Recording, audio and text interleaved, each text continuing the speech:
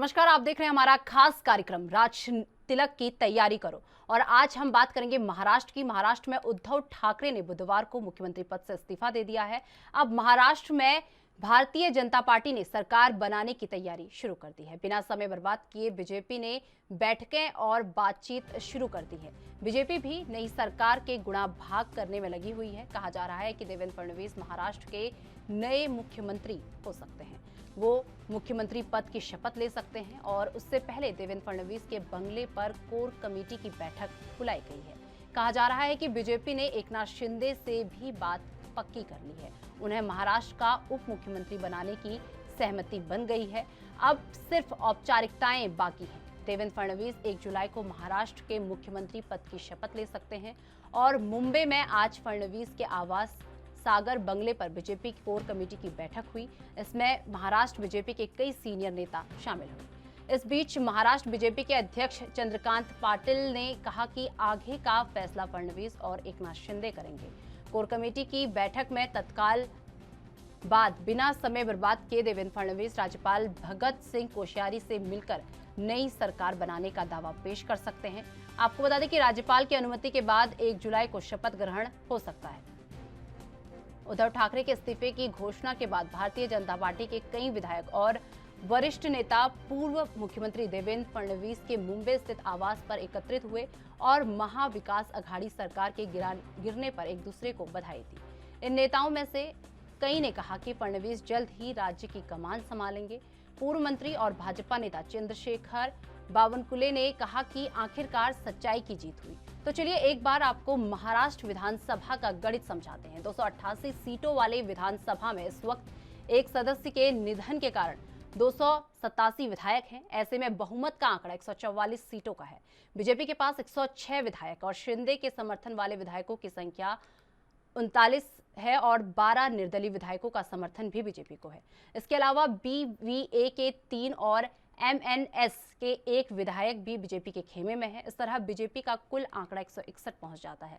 वहीं विपक्ष में शिवसेना के 16, एनसीपी के 53, कांग्रेस के 44, समाजवादी पार्टी के 2 विधायक है। इसके अलावा एआईएमआईएम के 2 और निर्दलीय के 2 विधायक हैं। यानी विधानसभा का गणित अब पूरी तरह से बीजेपी के साथ है। अगर शिवसेना का बागी खेमा वोटिंग के दौरान अनुपस्थित रहता है तो बहुमत का आंकड़ा घटकर 124 पर आ जाएगा। उस स्थिति में भी बीजेपी आसानी से बहुमत पा लेगी।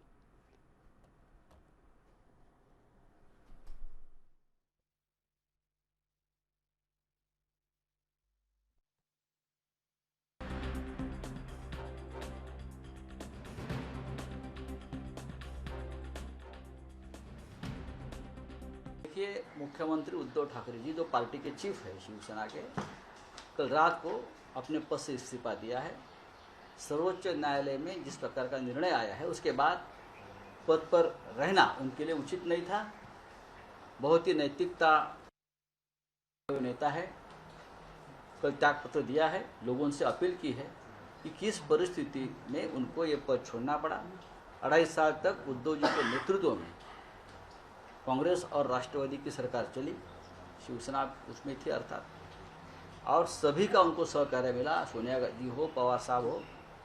लेकिन उद्धव जी ने जाते वक्त कहा कि मेरे ही लोगों ने मुझसे गद्दारी की, बेईमानी की, इसलिए ये सरकार अब मैं नहीं चला सकता हूँ। लेकिन Shiv Sena is not born for power, power is born for Shiv Sena. हम सत्ता के लिए पैदा नहीं हुए, सत्ता हमारे लिए पैदा हुई। ये बाला साहब ठाकरे जी का एक मंत्र रहा हमेशा। हम वापस काम करेंगे और फिर एक बार अपने बलबूते पर सत्य पे आएंगे। धन्यवाद। कल ईडी ने आपको समझ किया है कि मुझे समझ किया है। मैं कल जाने की, मैं एक लॉ मेकर हूँ, मैं मेंबर ऑफ पार्लियामेंट हूँ। मुझे जिम्मेदारी मालूम है। मुझे मालूम है ये सब कौन कर रहा है, उनके पीछे कौन है और क्यों हो रहा है, ये पूरा देश जानता है। देश के सभी विभागों के मुख्यमंत्री, हमारे अपोजिशन के नेता, सबके मेरे पास फोन आ रहे हैं और मैंने सबको कहा। अभी मेरी पवार साहब से भी बात हुई। मैंने उनको भी कहा मैं कल जा रहा हूँ और पवार साहब ने मुझे कहा संजय तुम अकेले नहीं हो, हम सब आपके साथ हैं, तो मुझे डर नहीं है। मैं मेरी बात रखूँगा। ये राजनीति के स्टेप है मुझे रोकने के लिए, पार्टी को रोकने के लिए, उद्धव जी को रोकने के लिए। लेकिन हमने जिंदगी में कोई गलत काम नहीं किया। देवेंद्र फडणवीस मुख्यमंत्री। कैबिनेट मंत्री चंद्रकांत दादा पाटिल।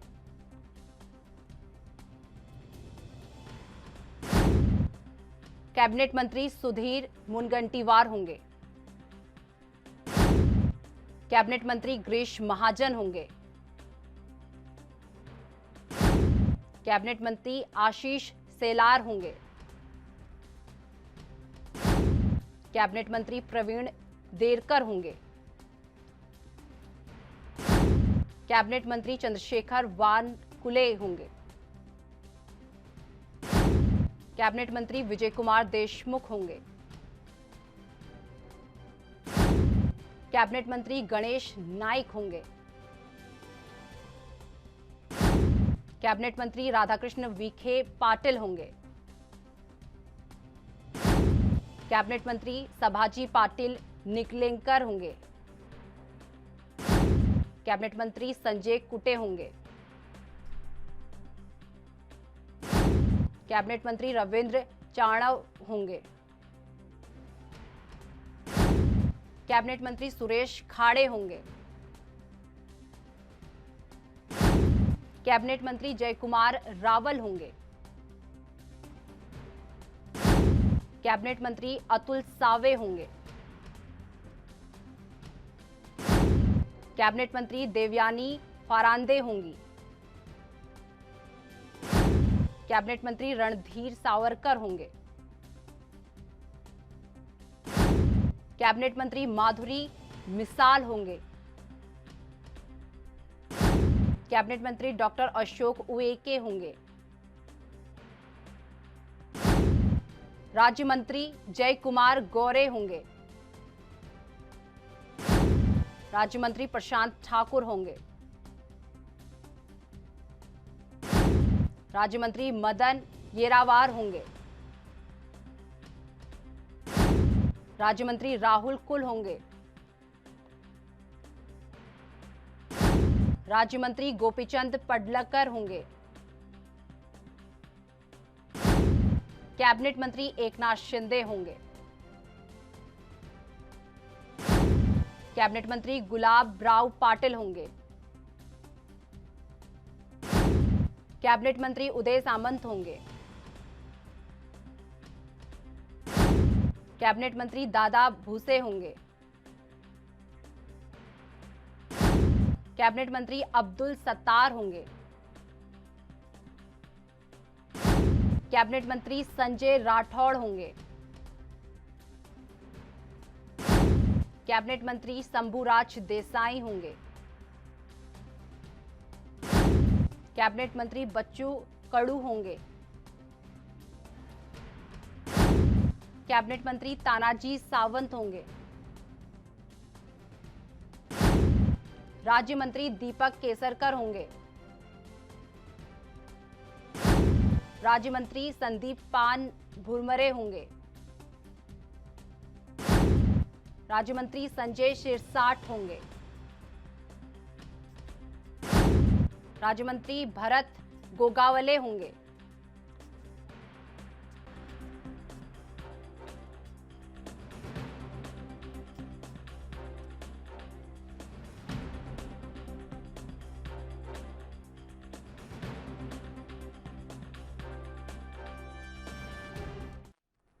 तो इस मुद्दे पर अधिक चर्चा के लिए हमारे साथ हमारे दो मेहमान जुड़ चुके हैं। सबसे पहले आपका उनसे परिचय करा देती हूं। तो राजनीतिक विश्लेषक के तौर पर हमारे साथ दीपक राय जी हमारे साथ जुड़ चुके हैं, माफ कीजिएगा। बीजेपी नेता राहुल आनंद जी हमारे साथ जुड़ चुके हैं।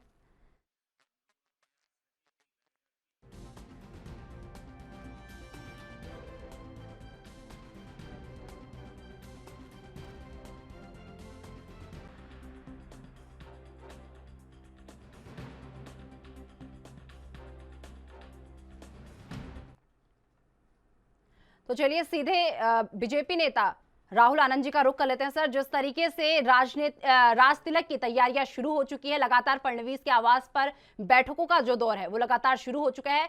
सर, अब बीजेपी का अगला कदम क्या होगा? देखिए, एक बहुत पुरानी कहावत है कि आप किसी दूसरे की संपत्ति के उत्तराधिकारी तो हो सकते हैं, लेकिन आप अपने कर्मों के अधिकारी स्वयं होते हैं। और आज जो महाराष्ट्र के अंदर जो सियासी पारा देखने को मिल रहा है, वो कहीं ना कहीं ये सेकुलरिज्म पंथी बनने की जोर जबरदस्ती प्रक्रिया थी, क्योंकि शिवसेना का ये व्यवहार ही नहीं था, शिवसेना की ये प्रकृति ही नहीं थी जो शिवसेना बनने की कोशिश कर रही थी। और बाल ठाकरे जी की जो सिद्धांत से चलने वाली पार्टी अगर अपने राजनीतिक फायदे के लिए अपने आप को नतमस्तक कर दे उन लोगों के सामने जो जिसका विरोध कर कर वो खुद सत्य में कभी आई थी। फिलहाल अभी जो जादुई आंकड़े की अगर हम बात करें तो ये बहुमत दिखता नजर आ रहा है बीजेपी के पक्ष में। इसमें देखने वाली बात यह है कि कब राज्यपाल बुलाते हैं अपने सारे बीजेपी के और शिवसेना के सारे विधायकों को अपनी बहुमत साबित करने के लिए। और ये जो बैठकों का दौर चल रहा है, ये बस आगे की रणनीति तैयार की जा रही है कि किस प्रकार से हम चलेंगे। जो असली शिवसेना होने का जो दावा कर रहे हैं, जिन्होंने भारतीय जनता पार्टी का दामन थामा है, उन सभी का स्वागत है और मैं अपने शब्दों के माध्यम से उनका चंदन और अभिनंदन करता हूँ। तो चलिए सीधे रुक कर लेते हैं अपने राजनीतिक विश्लेषक का। सर, जिस तरीके से आपको बता दें कि सीएम उद्धव ठाकरे जो उन्होंने ये कहा था कि जिन लोगों से धोखे की उम्मीद थी उन लोगों ने साथ दिया, लेकिन जो अपने थे वो धोखा देके चले गए। सर, इस पर आपकी क्या राय है? देखिए, सबसे बड़ी चीज है कि उद्धव ठाकरे जो है कहीं कहीं राजनीतिक और पॉलिटिक्सता उनके में दिखती 2.5 साल में इतनी चीजें होती नहीं कि उन्होंने ध्यान नहीं दिया। आपने सबसे बड़ी चीज जो लमसम की हत्या की बात करते हैं संजय रावत, लमसम की हत्या उन्होंने की थी जब जीते थे और इन्होंने एनसीपी और कांग्रेस की सपोर्ट लेके बहुमत आपने जीता। चुनाव जो जीता था वो बीजेपी के साथ जीता था। उनके मैंडेट जो है जनता ने मैंडेट बीजेपी और शिवसेना के साथ तो उसमें दिया था। तो आप सबसे बड़ी चीज आप वहीं पे गलती कर गए कि आप जो उन्होंने सपोर्ट ले लिया कांग्रेस और एनसीपी का। तो कहीं कहीं ये चीजें जो है आगे जो है इसका खामियाजा भुगतना पड़ा था। सबसे भी 2 से 2.5 सालों में आप देखिए जो शिवसेना का एक तरह से जो एजेंडा हुआ करता था हिंदुत्व का, एक राष्ट्रवाद का, वो चीज जायज कहीं उन्होंने उद्धव ठाकरे भूल गए। चाहे 370 का मामला हो कश्मीर में, चाहे आप इस पे सीए पे हो, चाहे एनसीपी पे हो, कभी उन्होंने इस पे बोला ही नहीं। और उनके विधायकों ने सही बात, जो रेबल विधायक उन्होंने सही बोला कि हमारी जो शिवसेना की जो वो थी, शिवसेना कमजोर पड़ती जा रही थी, कांग्रेस और एनसीपी बढ़ती जा रही थी क्योंकि उनके अपने मुद्दे दबते जा रहे थे। तो उन्होंने बोला कि हमें अयोध्या नहीं जाने दिया गया, कि हमारी बातें नहीं सुनी जा रही थी उद्धव ठाकरे के दरबार में। तो ये सब चीजें जो उनको खा गई। आज सबसे बड़ी चीज आप देखिए, उन्होंने 1 हफ्ते पहले जो ये सब शुरू हुआ उसी समय इनको रिजाइन कर देना चाहिए। जब देखा कि उन्होंने अधिकतर जो 40 विधायक जो है एक तरह से दूसरे पल्ले में जा चुके हैं, तो उनको एक तरह समझ देना रिजाइन कर देना। उन्होंने बंगला जो मुख्यमंत्री बंगला खाली कर दिया, लेकिन रिजाइन नहीं किया। तो ये सब चीजें एक जनता के प्रति एक दायित्व होता है लोकतंत्र में मुख्यमंत्री का, वो चीज शायद ही बोल गए। तो कोई रास्ता मुझे केवल महज औपचारिकता बच गई है। फडणवीस जो है आज नहीं तो कल जो है शपथ ग्रहण लेने के मुख्यमंत्री को, नई गवर्नमेंट जो है बीजेपी और शिवसेना की मदद से और भी छोटे छोटे ग्रुप हैं उनकी मदद से गवर्नमेंट बन जाए। तो चलिए सीधे रुक कर लेते हैं राहुल आनंद जी का। राहुल आनंद जी, जिस तरीके से अगर बात की जाए, बीजेपी ने जिस तरीके से मध्य प्रदेश में कमलनाथ सरकार को गिराया था, वही स्ट्रैटेजी बीजेपी ने महाराष्ट्र में अपनाई। उसी स्ट्रैटेजी उसने महाराष्ट्र में अपनाई और कहीं ना कहीं बीजेपी अपने मंसूबों में कामयाब हो गई। सर, इस पर आपकी क्या राय है? देखिए निशा जी, राजनीति का अर्थ क्या होता है? जो नीति से राज करना सीखे उसको राजनीति बोलते हैं। दूसरी सबसे बड़ी बात यह है कि मैंने अपने प्रारंभिक चर्चा में इस बात को कहा था कि आपको राजनीति में आने का मौका मिल सकता है, लेकिन राजनीति में बने रहने ये आपके विवेक और आपकी सोच पर निर्भर करता है। आपने देखा होगा कि किस प्रकार से जब इनके सारे विधायकों ने इनका दामन छोड़कर जब वो चले गए दूसरे प्रदेश में, तो एनसीपी प्रमुख का क्या ट्वीट आया था और उन्होंने कैसा तंज कसकर कहा था। उन्होंने कहा था कि मैं चाहूँ तो उद्धव ठाकरे जी से मिल सकता हूँ अगर उनके पास वक्त हो तो इसका मतलब ये हुआ कि जो वक्त देने की जो बात होती थी और वक्त ना देकर अपने उन विधायकों को, अपने उन मंत्रियों को उन्होंने इसका दरवाजा स्वयं खोला है। और एक सबसे बड़ी और अहम बात ये होती है। तो चलिए सर, आपको यहाँ पर रोकना चाहूंगी, फिलहाल वक्त चुका एक छोटे से ब्रेक का। ब्रेक के बाद फौरन हाजिर होते हैं। तो ब्रेक के बाद फिर से आपका स्वागत है। महाराष्ट्र के मुद्दे पर चर्चा करने के लिए दोनों मेहमान हमारे साथ जुड़े हुए हैं।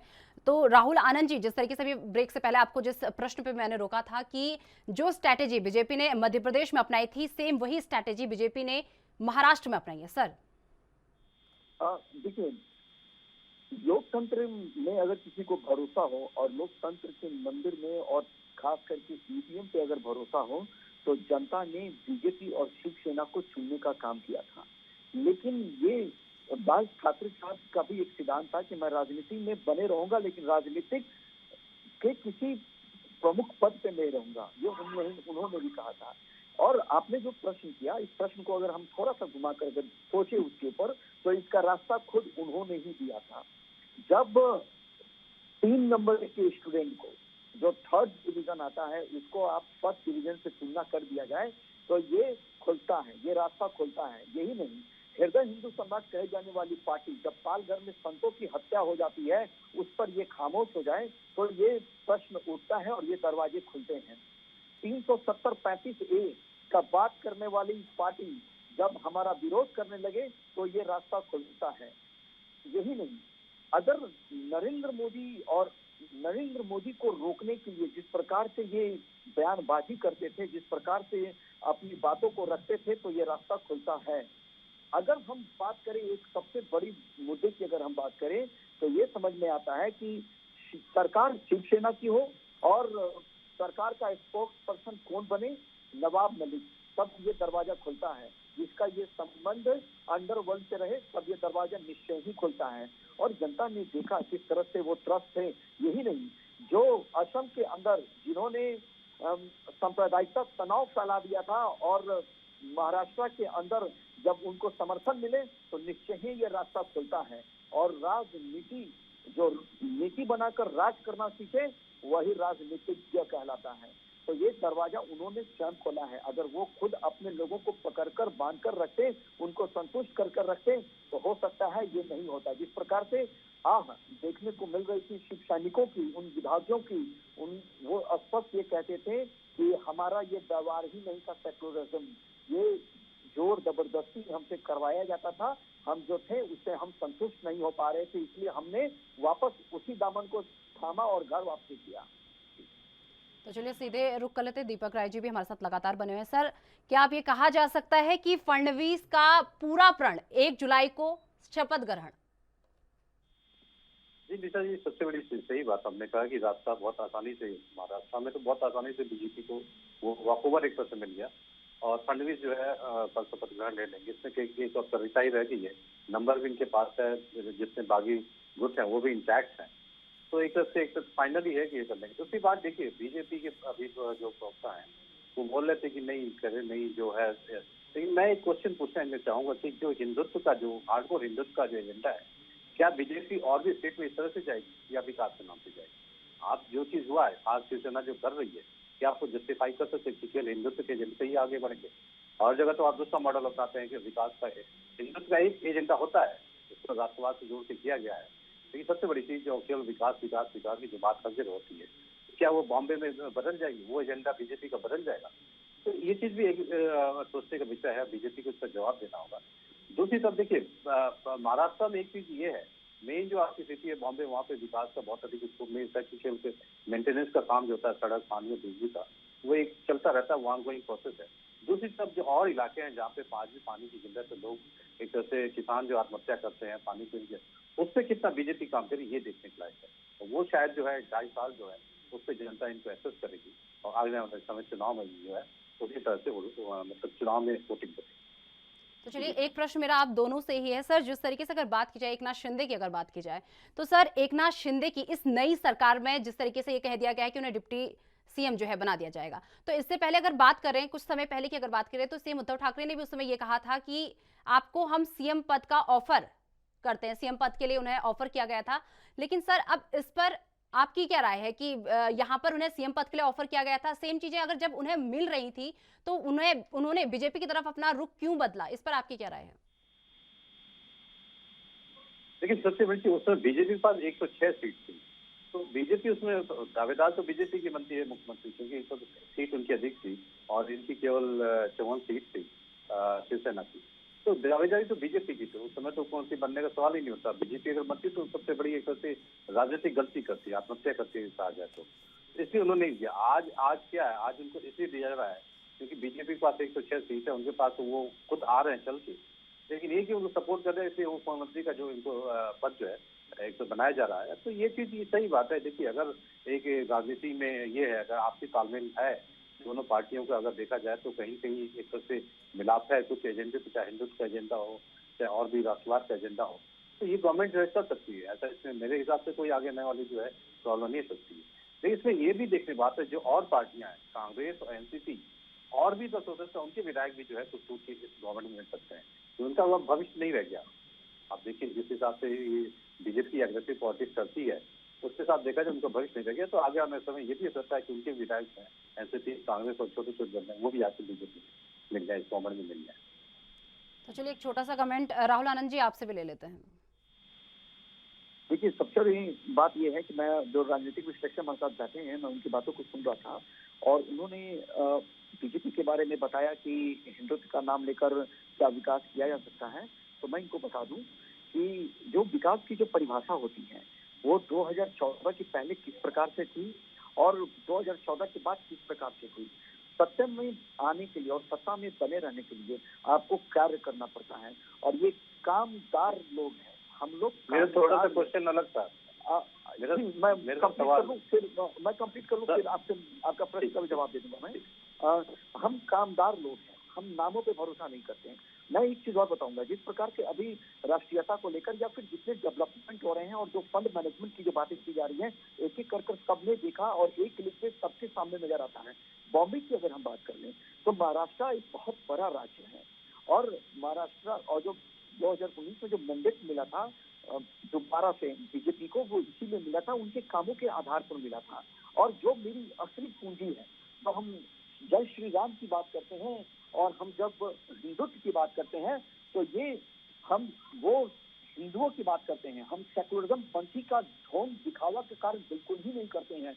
अगर वो होता तो आज शिवसेना का ये स्थिति नहीं होता। दूसरी बात, आपने मैडम एक बात पूछी कि जब चीफ मिनिस्टर बनाने का प्रपोजल मिल रहा था तो फिर एक नाथ शिंदे जी ने क्यों नहीं उसको एक्सेप्ट किया। तो उसके पीछे का मैं आपको एक मेरा व्यक्तिगत राय जो तर्क हो सकता है ये हो सकता है कि एक नाथ शिंदे जी को ये पहले से पता था कि हम चाहे सीएम की कुर्सी पर बैठे या ना बैठे, या जो बैठा है वो उन लंगड़े घोड़े के सहारे टिका है जो उसका स्वभाव ही नहीं है। और जो स्वभाव नहीं है और जिसमें खुलकर चलने की और खुलकर बोलने की, खुलकर कार्य करने की आजादी ना हो, उनको दबाया जाए, तो ये समझ में आता है कि उनको सीएम बनना वहाँ मुनासिब नहीं है। और थोड़ी देर पहले जो भाई साहब ने एक बात कही कि जिसको 106 सीट मिली है उसका क्लेम पहले बनता है, तो मैं पुनः संविधान के सहारे और संविधान के आधार पर जिन बातों को की जा सकती है वो यही है कि 106 सीट मिलने वाला कैंडिडेट को पहले मैंडेट मिलना चाहिए कि आप सरकार बनाने की कोशिश कीजिए। जी सर, आप एक प्रश्न पूछ रहे थे सर। जी, मेरा क्वेश्चन यही था कि जो हिंदुत्व का जो हार्डकोर हिंदुत्व का जो एजेंडा बीजेपी ने एक तरह से एक्सेप्ट किया, तो क्या वो और भी सीटों में इसी तरह से एजेंडा अपनाएंगे या विकास कम होता रहेगा? मेरा सवाल ये था। जी, मैं आपको बता दूं कि अभी हमारा जितना भी जो भी 18 प्रदेश हैं और जो भाजपाई प्रदेश हैं, जो भाजपा शासित राज्य हैं, उनकी अगर आप उठाकर देखेंगे तो जो हमारी बातें हैं, चाहे वो उत्तर प्रदेश की बात कर लीजिए, एमपी की बात कर लीजिए, बिहार की बात कर लीजिए या अन्य जगहों की बात कर लीजिए, जहाँ पे भारतीय जनता पार्टी शासित प्रदेश है, वहाँ हम हिंदुत्व की बात करते हैं। लेकिन सबका साथ, सबका विकास और सबका विश्वास का जो नारा है। तो चलिए, आप दोनों मेहमानों का हमारे साथ जुड़ने के लिए बहुत बहुत धन्यवाद। आप हमारे साथ इस मुद्दे पर चर्चा करने के लिए आप हमारे साथ जुड़े। तो जिस तरीके से आपको बता दें कि कल जो है देवेंद्र फडणवीस जो है सीएम पद की शपथ लेंगे और उसी के साथ एकनाथ शिंदे डिप्टी सीएम के लिए शपथ लेंगे। तो फिलहाल मेरे साथ मुद्दे में बस इतना ही। देश दुनिया की तमाम बड़ी खबरों के लिए देखते रहिए एएनबी न्यूज़। नमस्कार।